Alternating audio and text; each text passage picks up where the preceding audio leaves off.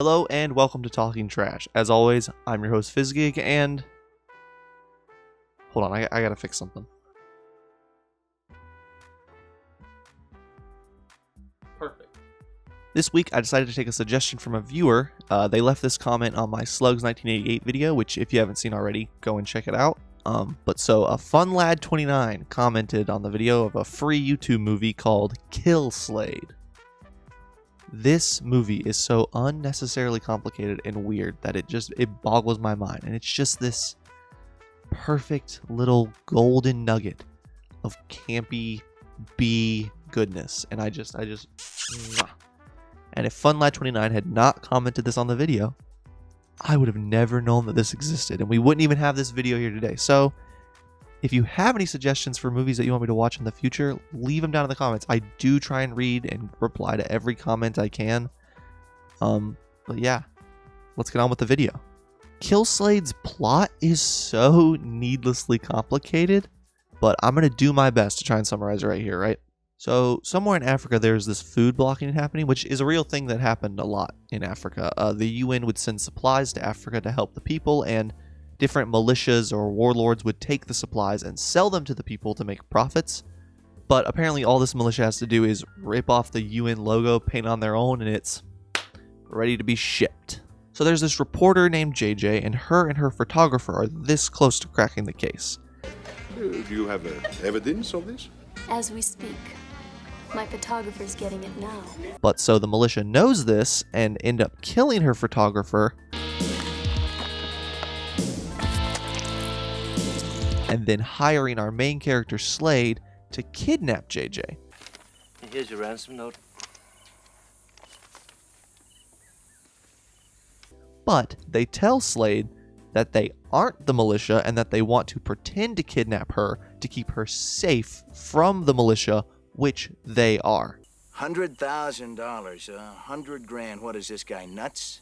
He's a very generous man, and after the death of photographer, he's concerned for her well-being. They also want him to play these tapes over the radio so that the government thinks that she's been kidnapped by a different militia and that she's being held for prisoner transfer?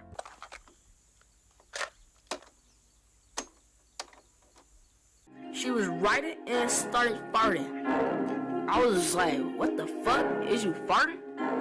She said, nah, bitch, why you lying? Then I seen drops coming out her ass. Damn, she farted on my dick. Damn, then she shit it. Damn, that's a combo. Killing shit, bitch, call me Rambo. But then they hire a different group of mercenaries to come in later that night and break into Slade's camp and kill both Slade and JJ?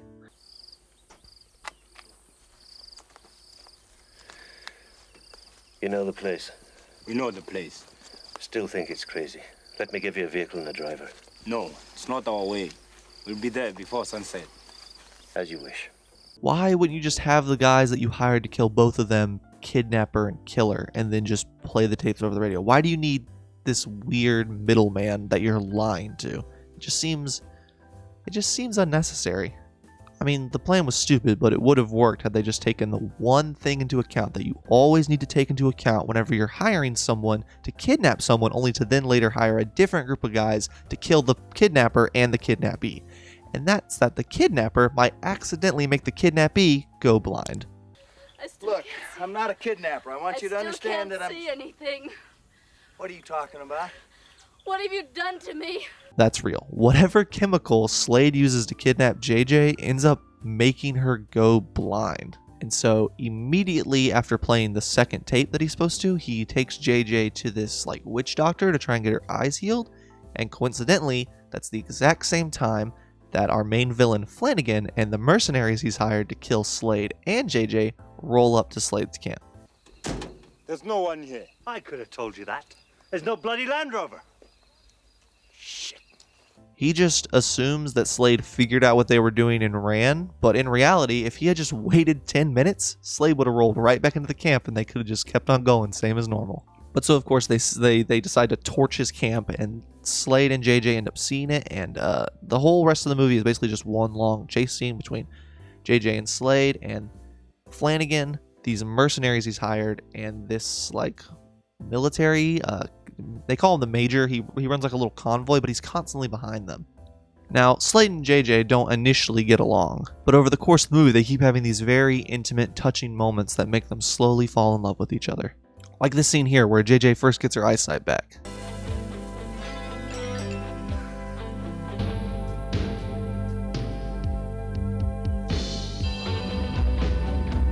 I told you could trust me, didn't I? They're trying to kill us. For all I know, they're the good guys, and you're the one I should be worried about.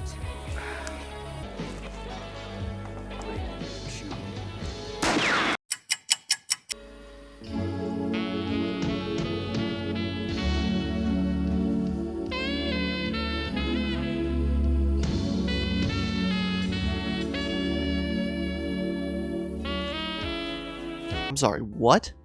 She pointed a gun at you and shot it, brother. How does that end with them laughing? Humpty Dumpty Dum, I'm just driving my car. I'm just driving my... Get out of the car. You gotta get out of the car. This is my car. I'm taking this car. I'm taking this car. Oh my God. I'm gonna leave you out here in Africa. Don't shoot me. Just don't shoot. Please, just don't shoot. Please, or whatever. Please. Oh my God. Yeah, give me the car. This is my car now, idiot. Ha! Just take the... What the... It won't start. Looking for these. Oh shit. Or in this scene where JJ loses her pants and ends up having to borrow a pair of Slade's, and so Slade cuts off a whole bunch underneath and then sexually harasses her. Is that better? It is for me. And look, if I haven't convinced you to watch this movie already, in the scene directly before this, we almost see JJ naked.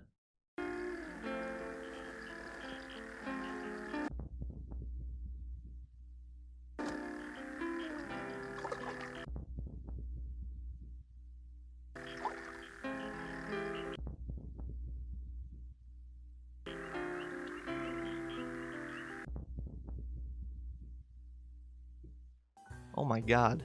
I just realized we got this far into the movie without even talking about our title character, Slade. Oh, he's the best. You know, it's no wonder that at the end of the film, spoilers in case you're on the edge of your seat for Kill Slade, at the end of the movie, JJ ends up staying in Africa with him, and it's really no wonder, because he's got everything you would want in a relationship. He's got, alcoholism.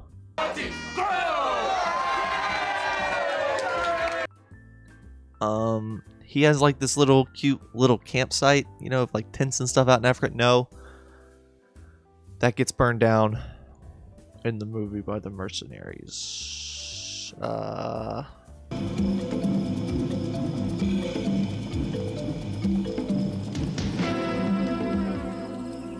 Flannigan.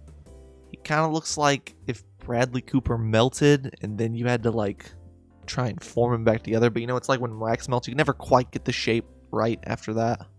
But those are just surface level things, you know. If you really look down at who he is as a person, you start to understand why she really wants to be with him. Like how he's just totally cool with throwing you into crocodile infested waters.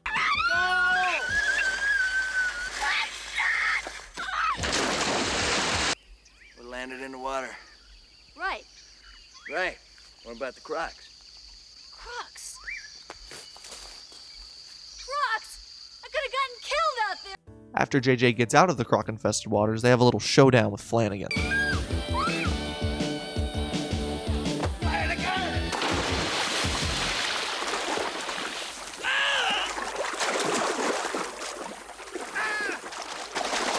Yeah, the fucking crocs get him. So they kill Flannigan, and even though the whole movie has been this epic chase across Africa for them to get to the embassy and do all this stuff, they just sort of teleport to the head base of operations for this militia, you know, where they're doing all the UN stuff, and they're just there. And coincidentally, so is the main bad guy, the head honcho, not Flannigan, the guy who's running the militia, the money man, I guess you could say. Slade, what the hell are you doing? I didn't do anything.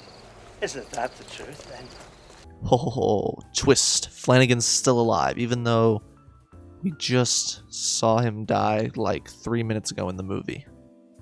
So the Major, who's been leading the convoy this whole movie, finally shows up and reveals to everybody that twist, he's actually been working with the good guys the whole time. Costas fell for the phone call.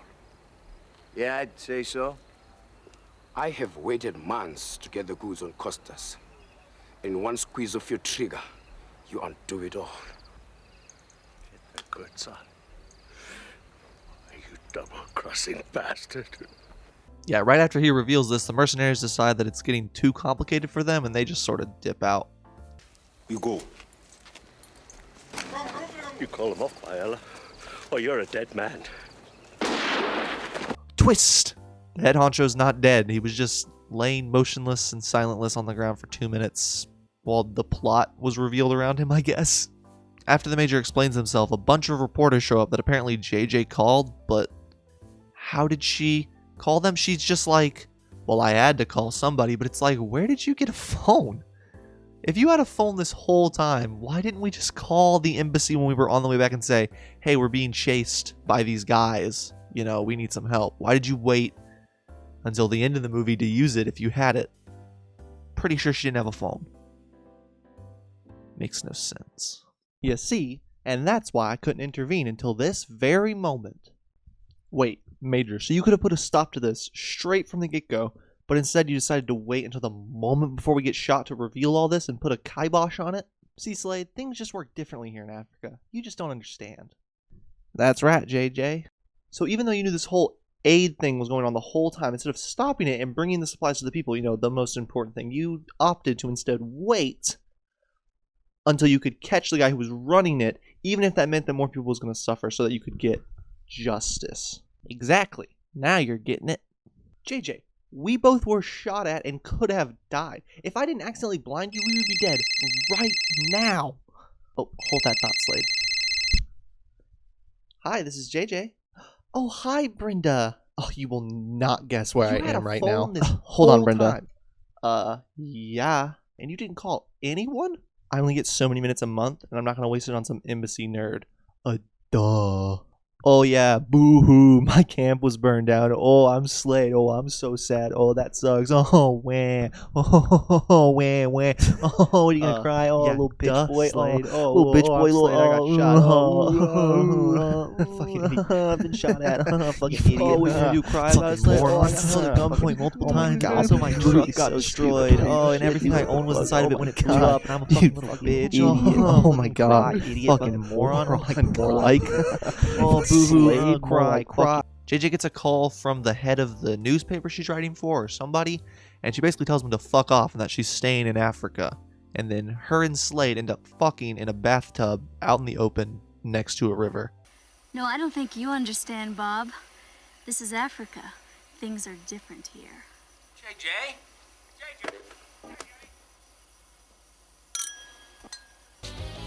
Whoa!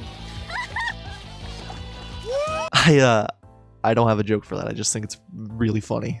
So that was Kill Slade, yet another banger for the Talkin' Trash pile. If you enjoyed the video, please leave a like. It lets me know that I'm doing something right, and it also shows that you guys want to see more of this. And if you have any suggestions for future movies, or maybe you just want to talk to me about how much you also hate the movie Chud, leave them down below in the comments. I try and read all of them, and I'll try and reply and like and all that good stuff to anyone who replies. If you want to see more from me, please hit the subscribe button. And if you want to get notified whenever I upload, ring the bell icon next to it. Maybe you don't want to wait for me to upload, though, and you just want to watch another video right now. If you haven't already, go and check out my Slugs review that I did 2 weeks ago. Doesn't matter. Go and check it out. But yeah, I think that's going to do it for this one. I do hope you enjoyed the video, and I hope you have a wonderful day. And like I always say, Chud makes me want to throw up. You got yourself in a tailspin. It's going round and going down.